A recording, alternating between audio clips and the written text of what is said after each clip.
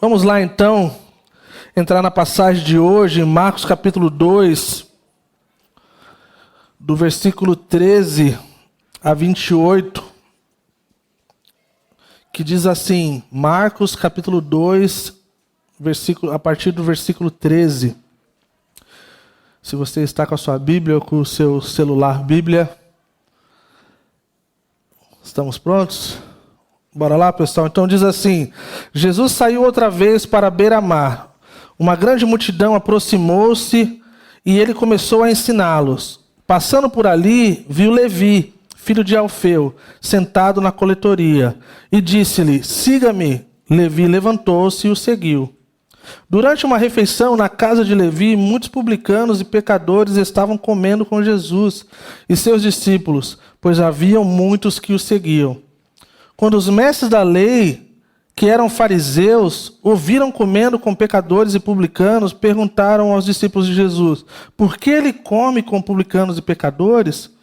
Ouvindo isso, Jesus lhes disse, não são os que têm saúde que precisam de médico, mas são os doentes.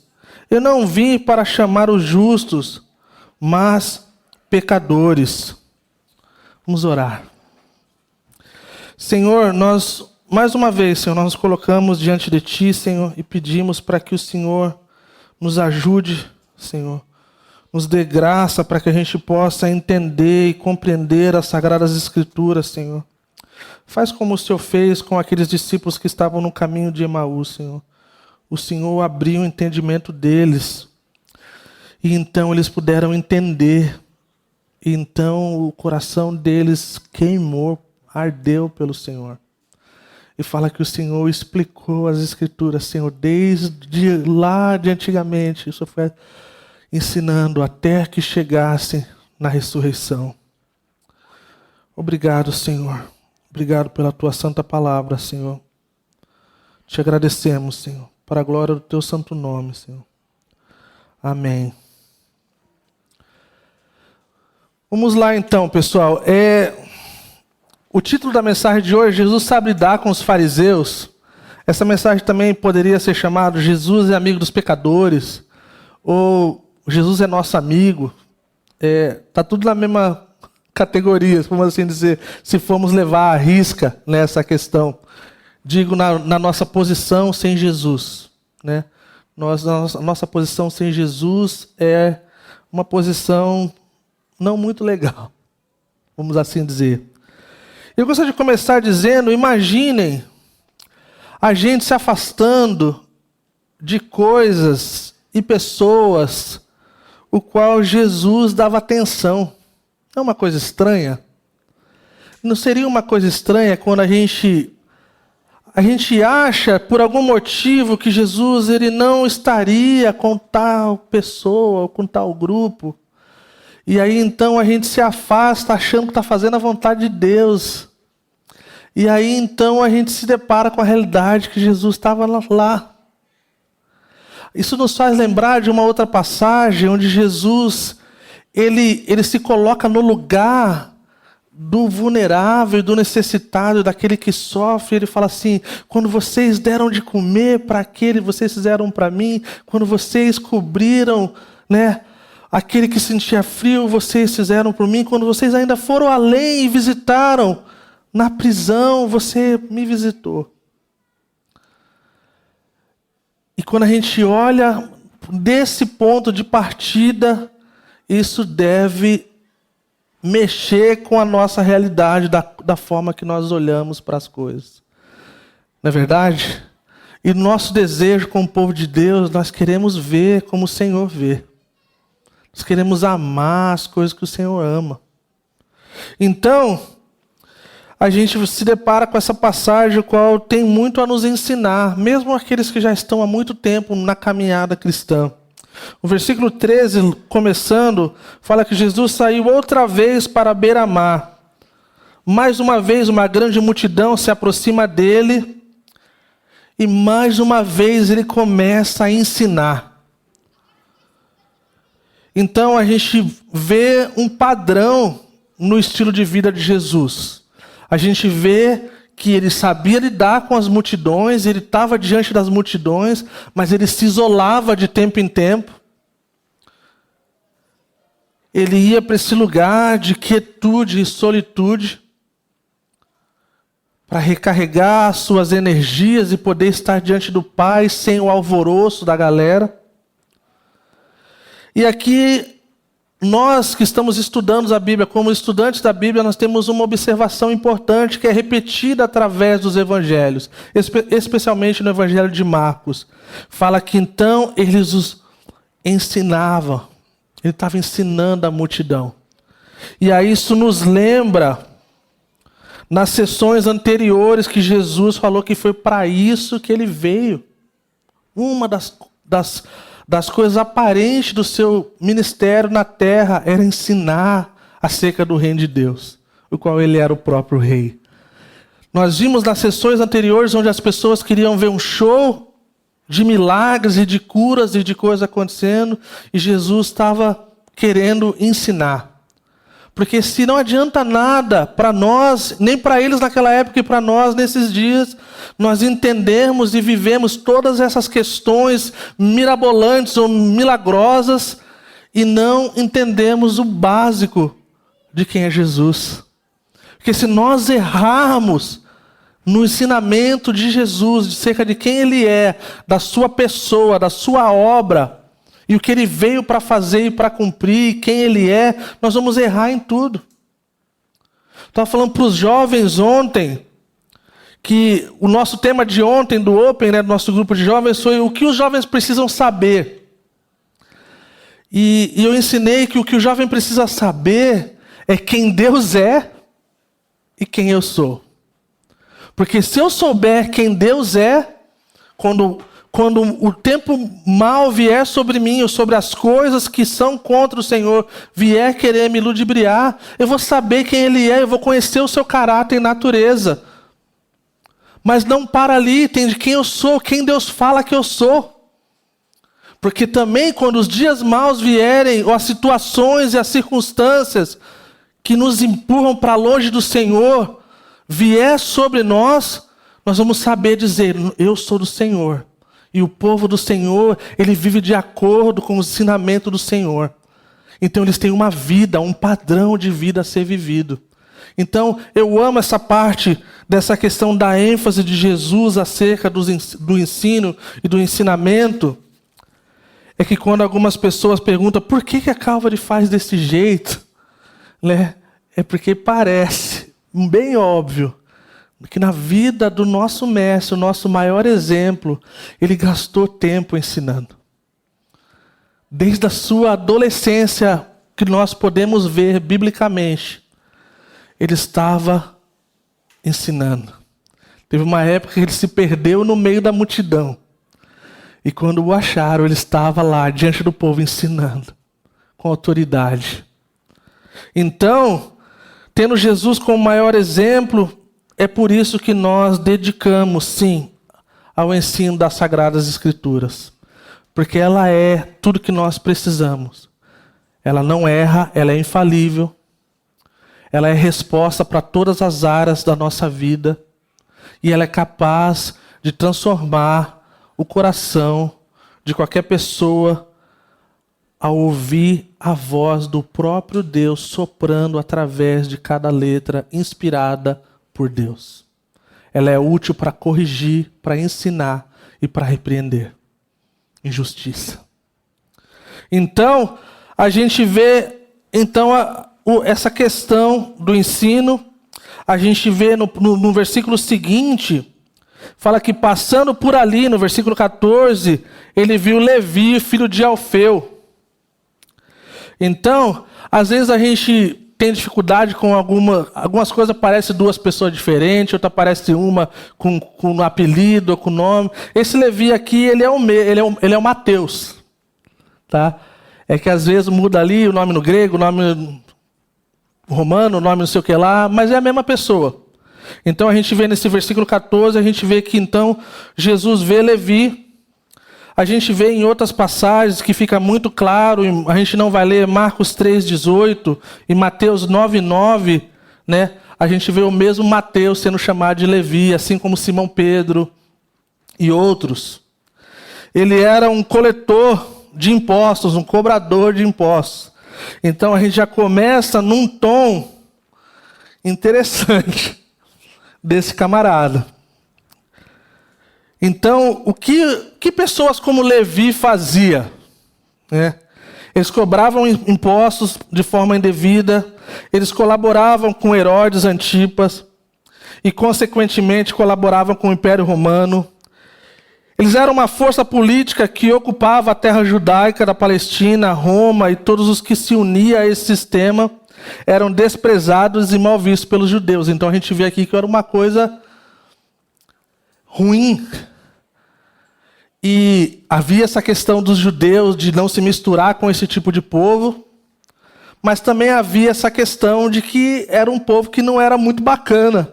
Então não importa se era judeu, católico, evangélico, sei lá o quê, ninguém gosta de quem cobra imposto. Essa é a coisa mais básica da questão. E quanto mais injusto, né, injustamente. Então, gostaria de fazer um desafio conosco nesse tempo.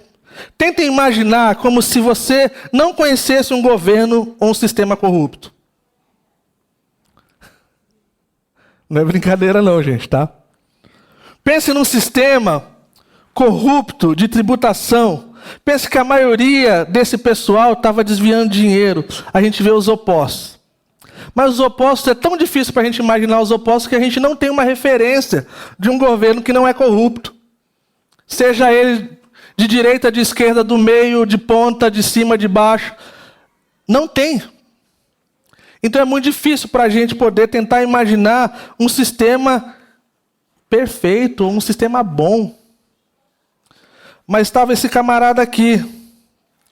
Eu não sei quem para você talvez seria alguém que você fala assim, cara, se Jesus chamasse esse cara ia ser difícil.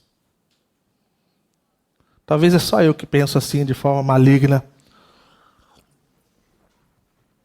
Cara, se Jesus chamasse fulano, ia ser ruim ser da mesma família.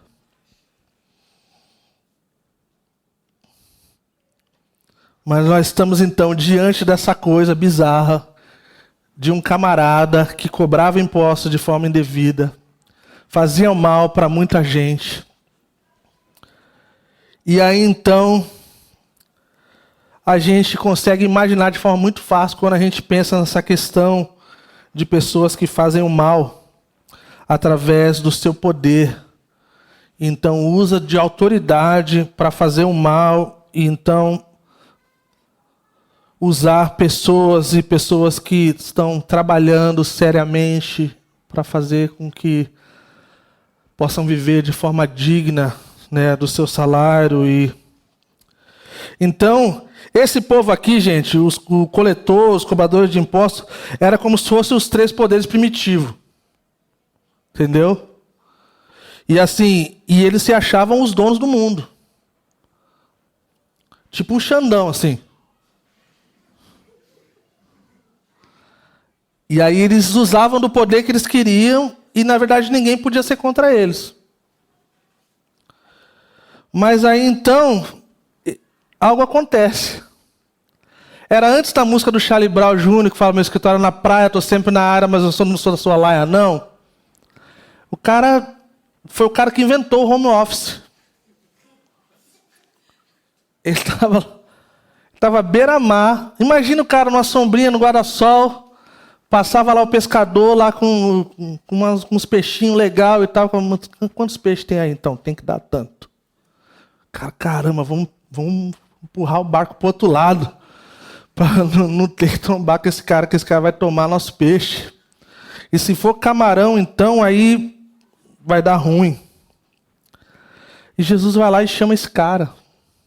E a coisa mais incrível, que talvez seja um dos maiores milagres que a gente pode ver, é que algo acontece de salvação. Jesus chama e esse cara se levanta e ele vai. Isso é incrível, gente.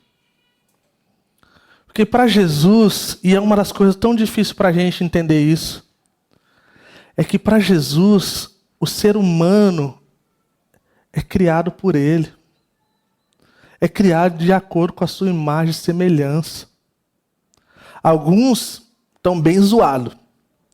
E não parece nem um pouco a semelhança do Senhor. Mas de forma original, no nosso design original, nós somos criados à imagem e semelhança do Senhor. De forma caída, né? Depois que o pecado entra no mundo. Então, algo é distorcido. Então, quando alguém ouve o chamado do Senhor e ele recebe o Senhor, ele então se entrega ao Senhor, ele obedece o chamado de vir e seguir depois dele, algo acontece. E é como se a gente vislumbrasse da realidade da criação. Então o nosso desejo como alguém que segue o Senhor se torna cada vez mais forte de representarmos o Senhor, de parecer com Ele.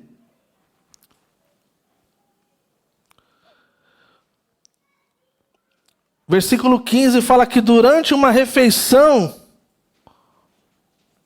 né, eu falei no 14, só parafraseei, né? Jesus chama, no versículo 14, fala, siga-me. Ele levantou e seguiu. No versículo seguinte fala assim, durante uma refeição na casa de Levi, muitos publicanos e pecadores estavam comendo com Jesus e seus discípulos, pois haviam muitos que o seguiam. Gente, olha essa coisa aqui, gente.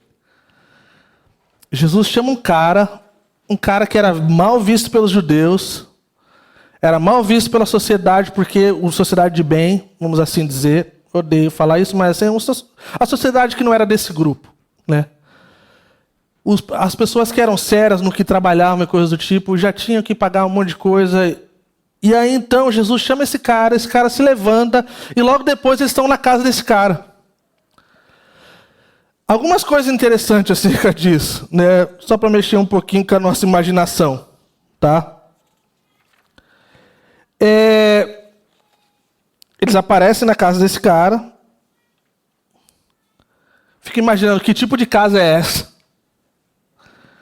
Que tipo de camarada que essa galera andava? E a galera, tipo assim, cara, deve mandar do WhatsApp pra galera rapidão, assim, ó, galera, é o seguinte, vai rolar um esquema aqui, encontrei o mestre, vocês têm que conhecer ele, já pedi comida no iFood, tá tudo certo. E aí a multidão, lota. E aí, talvez tenha peixe fresco, talvez tenha camarão, que pegou lá dos pescadores, né, que foi pago. E Jesus está lá com esses caras. Uma coisa me chama a atenção, é que normalmente as pessoas antes de se converter, ou durante a sua conversão, elas têm um padrão, e elas têm um negócio de amizade muito diferente do nosso, que nós estamos na igreja há muito tempo. Não sei se vocês perceberam isso. E a coisa é, quanto mais tempo passa que nós estamos na igreja, mais isso fica visível e aparente. O que eu quero dizer com isso? Uma igreja que existe por muitos anos, ela tende a ser uma igreja que ganha poucas pessoas para Jesus. Isso aí é verdade, esse bilhete, tem até pesquisas com números exatos que o Aguiar saberia dizer. Mas como ele está no Rio de Janeiro, tem que mandar mensagem para ele. Por que isso é verdade? É porque quanto mais nós estamos na igreja, mais nós nos relacionamos com pessoas da igreja. Isso é muito óbvio. Não é pecado, não é errado, tá bom? Não é. Mas é um desafio quando se trata na proclamação do Evangelho. É um desafio quando se trata acerca de ver pessoas se convertendo. Só que existe uma coisa radical quando um cara que não é, uma mulher que não é crente e não tem nenhum amigo cristão se converte. Todo o rolê da parte da vida dela foi com pessoas que não é da igreja. E quando você vai ver, começa um efeito dominó de conversão. Porque essa pessoa tem contato com fulano, quando foi ver um monte de gente se converte. Então a gente vê uma coisa interessante aqui. Juntou a galera toda para comer com Jesus, havia essa multidão, né? Então Jesus vai à beira-mar, ele está ensinando a multidão. Então ao ele passar por lá, ele vê esse cara que, puxa, Difícil alguém gostar desse cara. Andava com pecadores, pessoas que eram vistas como não legal e não judeu. Sentado na coletoria, ele faz um convite. E aí, loucamente, esse cara levanta e ele começa a seguir, então, o Mestre Jesus. E aí, então, Levi, então ele segue Jesus, Jesus aparece na casa dele. No meio do caminho, parece que ele chamou seus amigos rapidinho, a galera apareceu, brotou na casa dele. E aí, talvez, tá os seus amigos de trabalho, de convívio, coisa do tipo. E a categoria desse povo era a categoria de publicanos e pecadores, que era a mesma coisa para os judeus. Eram pessoas que não eram boas, pelo menos vista. Eles expressavam já nessas categorias uma expressão farisaica no sentido assim, eles não são como nós. Eles não cumprem a lei. Isso na perspectiva dos mestres da lei e dos fariseus. Então a gente vê que essa influência farisaica, ela é uma coisa primitiva e ela foi perpetuada no meio do cristianismo.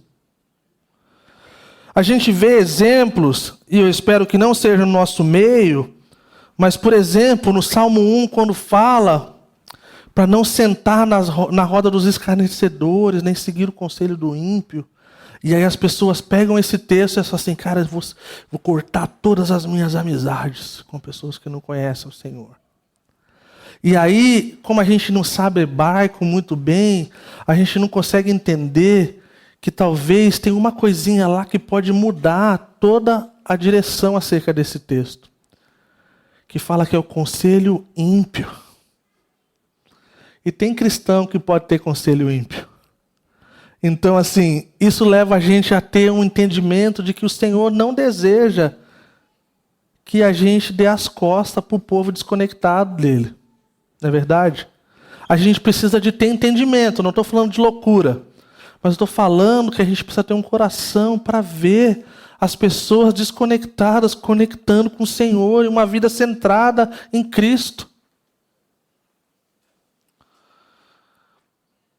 Eu não lembro se eu já contei essa história. Lilian e eu fizemos parte de uma plantação de uma Calvary em Foz, de 2006 a 2009. E foi uma das experiências assim, muito incríveis para a gente. Eu sempre costumo dizer que foi como se fosse uma escola missionária para a gente. Mas teve algumas coisas bem inusitadas. E sabe o que é coisa bem inusitada, gente? É que depois, no 3º ano da plantação, juntou a galera da igreja assim e falou assim, tá muito bom aqui, gente. Tá muito massa. A gente é tudo amigo íntimo, a gente sai para fazer todas as coisas juntos, cara. A gente vai pro cinema, a gente faz churrasco, a gente vai jogar bola, a gente faz um monte de coisa. E sabe o que aconteceu? Na plantação de uma igreja, a galera não queria mais receber ninguém. Não é estranho? Por exemplo, quando a galera começou a chegar, eles começaram a dificultar o negócio para a galera ser parte da igreja. Aí eu comecei a pensar, falei assim, cara, é verdade esse negócio? Não, é porque fulano tá vindo para cá, que não sei o que lá. Eu falei assim, cara, isso aqui é uma plantação de igreja. E o nosso desejo como plantador é ver gente chegando, toda hora tem gente chegando, vocês querem fechar o portão, gente? E essa foi uma experiência que eu pensei, cara, da onde que sai esse negócio? E aí eu chamo a nossa atenção para que isso não aconteça conosco. De achar que a gente está tão bem com os nossos amigos, a gente está tão bem com a galerinha que a gente fecha junto, que a gente fecha o portão.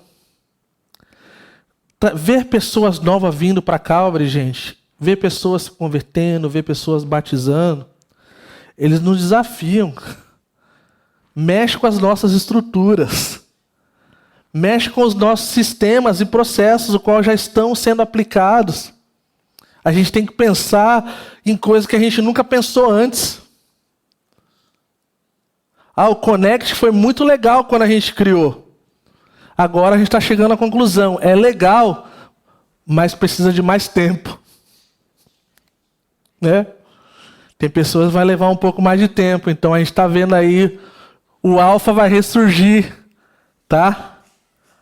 Então, assim, não vai para os grupos mais, tá? Vai ser um negócio diferente.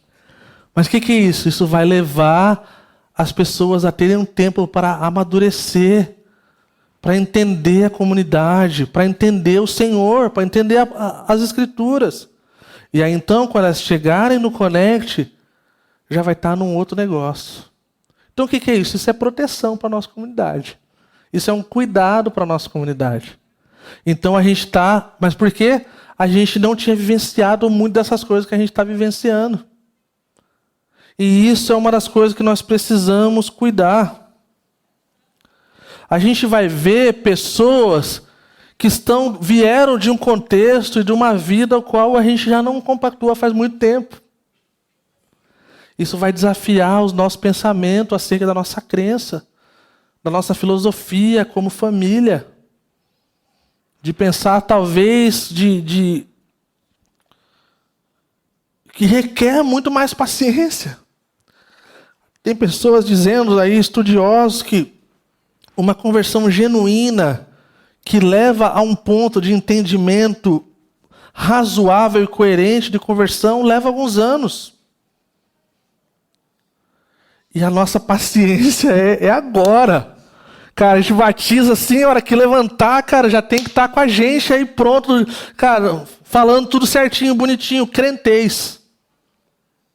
Falando que as coisas é bênção, que os irmãos e as irmãs... Nós vamos lá no negócio que é bênção, que vai ser massa. E não é sempre assim, cara. Leva tempo. E a gente precisa ter esse entendimento de que tem tempos na nossa vida que nós precisamos se guardar. Eu tive esse tempo na minha vida.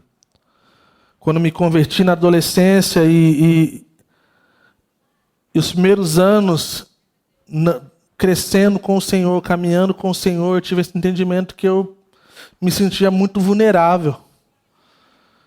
E aí então eu procurei falar com o meu pastor, falei, cara, eu sinto que a qualquer momento parece que eu posso voltar a ser o que eu era. Ele falou assim, cara, sabe aquele grupinho ali? Cara, fica com aquele grupinho. Fica na cola deles. E foi a melhor coisa que aconteceu para mim. Só que chegou um tempo que os meus amigos do colégio sentiam falta de estar junto. Mas eu já estava num outro negócio. Eu estava assim, cara, esses caras precisam de Jesus.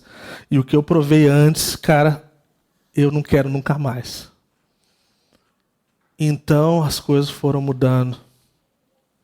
E graças a Deus, para a glória de Deus, eu pude vivenciar e ver muitos amigos meus conhecendo o Senhor.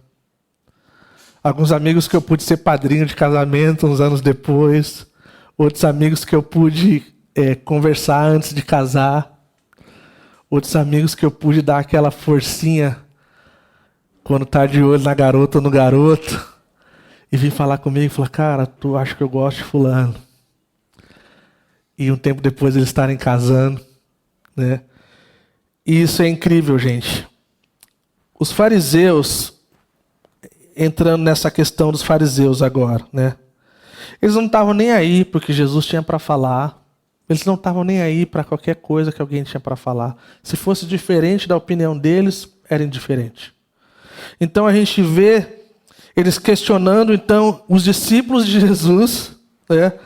A gente viu no versículo 16, ele pergunta então aos discípulos, né? Por que ele come com esse tipo de gente? Eles não estavam interessados. Sabe como pessoas perguntam, mas eles não estão interessados? É tipo isso. E por isso que Jesus sabe lidar com os fariseus. Versículo 17, ouvindo isso, não sei onde que Jesus estava, não sei como é que estava a cena da casa, o lance da multidão, não sei como é. Mas de alguma forma, não sei, a gente não sabe dizer se Jesus estava lá e ele ouviu assim do ladinho, porque eles perguntaram para o discípulo, podia ter perguntado para ele, se queriam pegar ele na infração, era um bom lugar perguntar para ele, mas perguntaram para os discípulos. Jesus então responde, né? Ouvindo isso, Jesus lhe disse, não são os que têm saúde que precisam de médico, mas sim os doentes. Eu não vim para chamar os justos, mas os pecadores.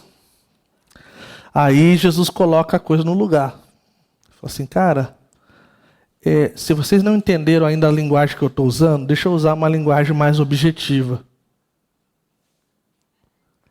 É meio maluco pensar nisso aqui. Imagina você no seu estado normal, original, assim, são, bem, juízo, ajuizado. Você chega lá e você vai no hospital, lá no pronto atendimento. E aí você faz lá a fichinha lá, e aí o clínico geral chama você. Aí você chega lá e o clínico fala assim, então, o que você está sentindo? Fala, nada, cara. Estou benzão. Aí o cara vai olhar assim, tipo assim, mano, o que está acontecendo aqui? Não, mas aqui é para quem está doente, mano. Então só vem aqui quem está doente. A galera que está boa de saúde não vem aqui, nós vamos em outros lugares aí. Não é louco? Mas é tipo isso que está rolando aqui. E Jesus está tentando assim, tá bom, cara, eu vou desenhar. O David Guzik fala assim, o nome fariseu significa separados. É o mesmo nome para santidade, né? Está santo, separado. Mas olha a perspectiva deles como é diferente. Eles se separaram de tudo o que pensavam ser profano. E pensaram que todos, exceto eles mesmos, estavam separados do amor de Deus. Então olha que louco isso.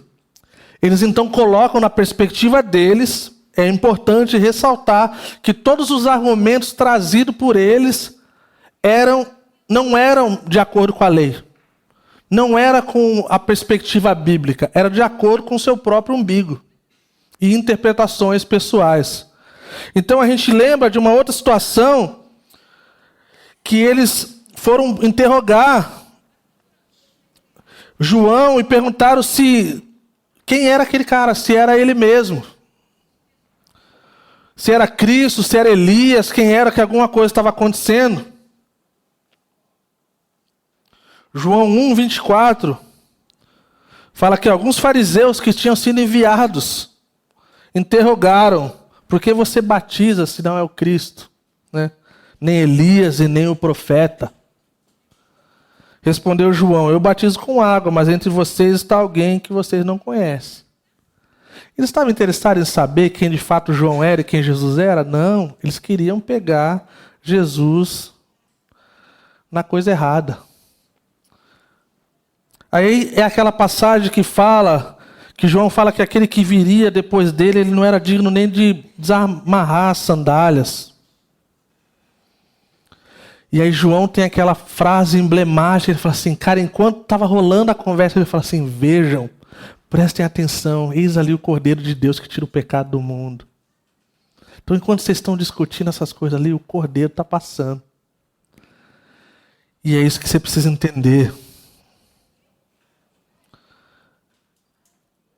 Uma observação importante para nós que a gente pode aprender com os fariseus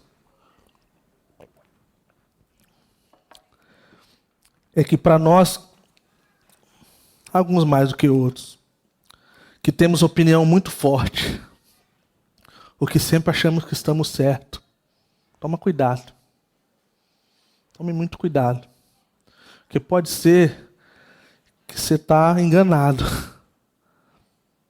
E a coisa pior, tem tantas coisas piores, mas uma delas é quando se trata de uma autopercepção errônea de nós mesmos. Eles estavam achando que eles estavam apavorando, gente. Eles estão tipo assim, cara, os mestres da lei, o bichão. Mas na verdade eles estavam totalmente equivocados. Não havia piedade genuína, não havia devoção genuína, não havia nada da lei que fosse pura na vida daqueles caras. Então, uma coisa que a gente pode aprender é que quanto mais humildes e abertos para lembrarmos que nós não sabemos tudo, nós sofremos menos. E nós nos colocamos menos em situações desagradáveis.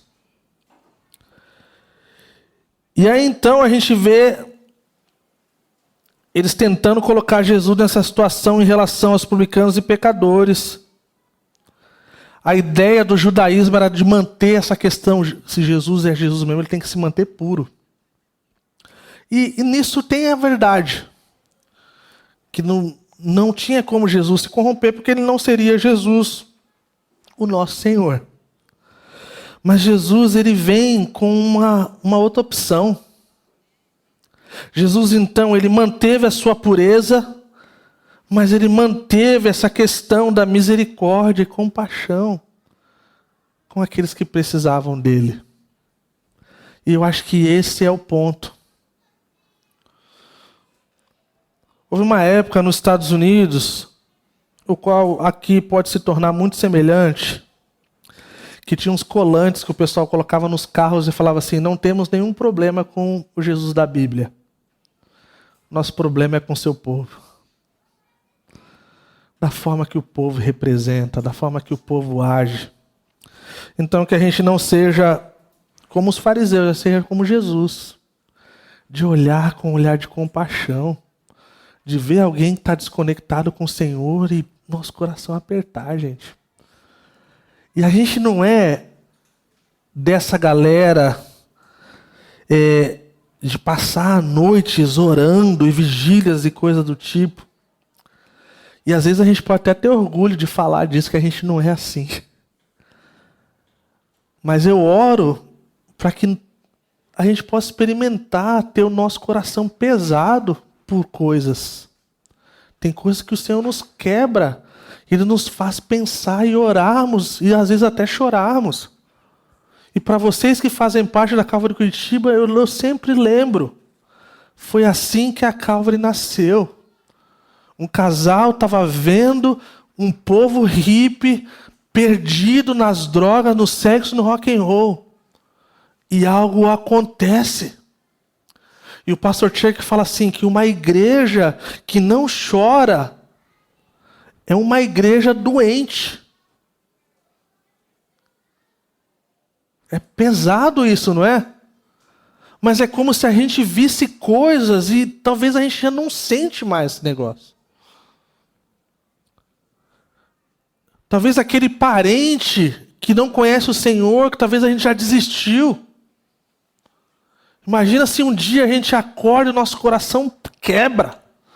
E a gente ora e a gente fala: Senhor, faz uma obra, Senhor. Faz uma obra, Senhor. Ou talvez pessoas que a gente não imagina que um dia possa conhecer o Senhor.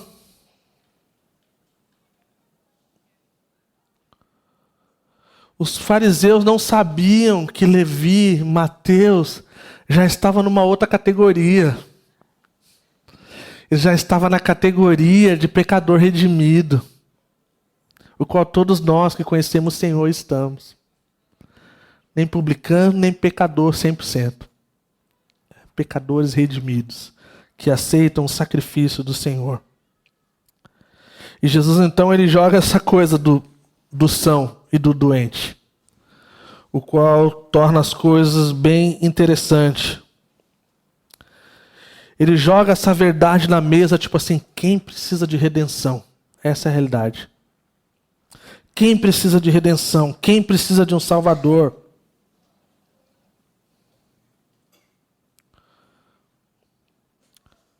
E aí ele segue adiante, versículo 17 e 18, eu vou gostar de ler de novo, 17. Ouvindo isso, Jesus lhe disse: não são os que têm saúde que precisam de médico, mas sim os doentes. Eu não vim para chamar justos, mas pecadores. Os discípulos de João e os fariseus estavam jejuando. Algumas pessoas vieram a Jesus e lhe perguntaram: por que os discípulos de João e dos fariseus jejuam, mas os teus não?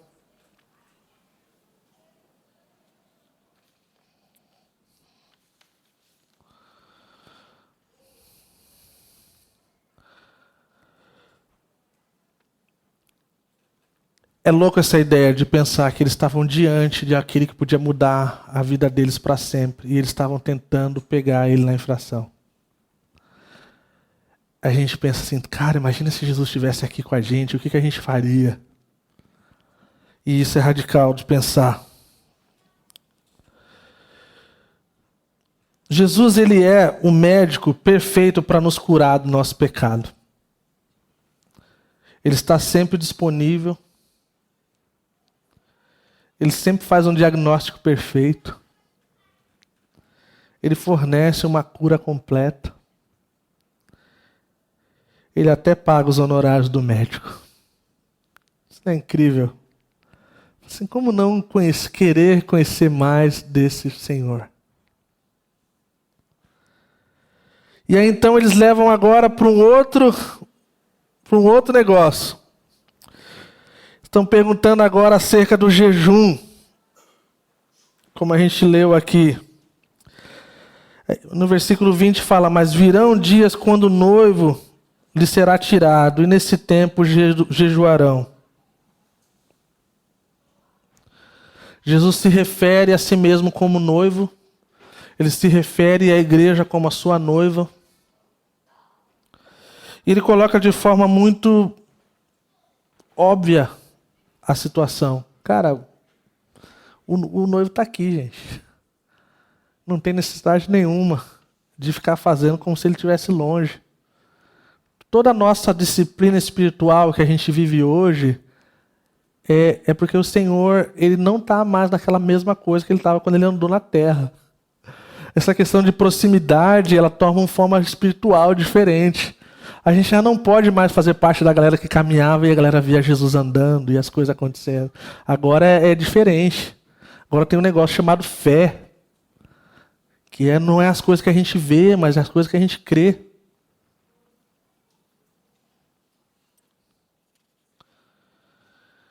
E assim, em outras palavras, Jesus está falando assim: cara, eu estou com ele, o próprio Deus está com eles, eles não precisam de nada, eles só precisam desfrutar dessa vida.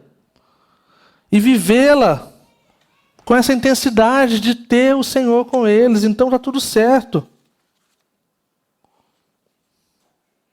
Ninguém precisa ir atrás do noivo. Ninguém precisa clamar. Ninguém precisa jejuar. Ninguém precisa fazer coisas para que o noivo venha. O noivo já está lá. Agora, quando ele for tirado, aí as coisas mudam. E é isso que a gente vive hoje. Essa questão da aproximação, da presença do Senhor. O qual algumas coisas a gente vê, outras a gente não vê. Outras a gente vê Deus fazendo, outras a gente vê Ele agindo, mas muitas vezes com os nossos olhos da fé, não de forma tão visível. E aí ele fala uma coisa interessante, que é um texto muito interessante para Calvário, no geral. Versículo 21 e 22 fala que ninguém põe remendo de pano novo em roupa velha, pois o remendo forçará a roupa, tornando pior o rasgo. E ninguém põe vinho novo em vasilhas de couro velhas. Se o fizer, o vinho arrebentará as vasilhas, e tanto o vinho quanto as vasilhas se estragarão. Pelo contrário, põe-se vinho novo em vasilhas de couro nova. Essa é uma realidade que nós temos na Calvário. Deus fez grandes coisas no passado da Calvário. Mas nós não queremos habitar no passado. Isso significa a mesma coisa para a gente. Se a gente ficar tentando viver as coisas dos anos 70, 80, em 2024, a gente vai estar fazendo um remendo e só vai rasgar. Então, o próprio pastor Chuck, fundador da Calvary, ele sempre enfatizava isso no final da sua vida. Ele falou assim: o que o Senhor tem para nós como igreja? E a mesma pergunta que a gente faz para nós mesmos aqui: o que o Senhor tem para nós? O Senhor fez grandes coisas com os nossos irmãos em vários lugares do mundo. Mas o que o Senhor tem para nós? Indo para a parte final, no versículo 23. Certo sábado, Jesus estava passando pelas lavouras de cereal. Enquanto caminhava, os seus discípulos começaram a colher as espigas. Os fariseus lhe perguntaram. Os fariseus estavam em todos os rolês, tipo o mestre dos magos. Os fariseus lhe perguntaram: olha, por que eles estão fazendo o que não é permitido no sábado? Ele respondeu: vocês nunca leram o que fez Davi quando ele e seus companheiros estavam necessitados e com fome, nos dias do sumo sacerdote Abiatar, Davi entrou na casa de Deus e comeu os pães da presença, que apenas os sacerdotes era permitido comer. E os deu também aos seus companheiros. E então lhes disse: o sábado foi feito por causa do homem, e não o homem por causa do sábado. Assim, pois, o Filho do Homem é Senhor até mesmo do sábado. Então, assim, cara, vocês não entenderam nada. Vocês não lembram da história de Davi, que é bem conhecida, que ele entra lá no negócio, no templo sagrado de Deus, e ele come, ele não só come sozinho, mas ele chama os companheiros. Possivelmente não era gordinho. Gordinho nós comemos sozinho.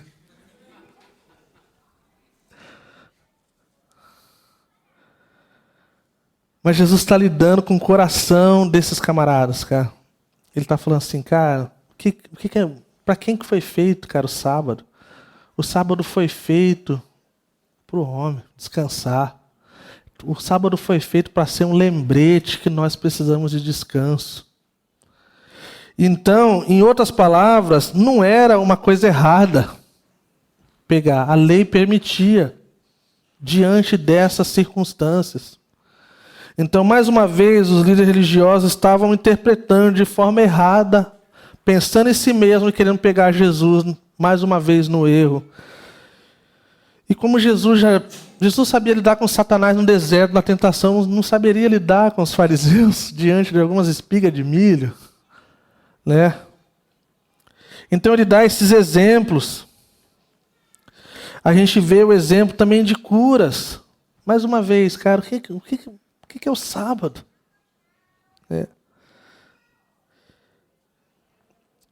O sábado foi feito por causa do homem. Esse é o ponto. E não o homem por causa do sábado. E por que o Filho do Homem é o Senhor até mesmo do sábado? É porque foi ele que criou o sábado. É porque ele é aquele que mostra o que é certo e o que é errado. Ele não estaria fazendo se fosse errado. Então eu termino nessas palavras dizendo que nós não somos como fariseus. Mas a coisa boa é que o Senhor sabe lidar conosco. E todo começo de culto eu falo com uma convicção muito grande, gente. Que só o Senhor é capaz de nos encontrar da forma que nós precisamos. Só Ele é capaz de lidar com o nosso coração da forma que o nosso coração precisa ser lidado. E cada um de nós precisamos de algo na nossa vida, na nossa carreira, nas nossas relações, no nosso futuro.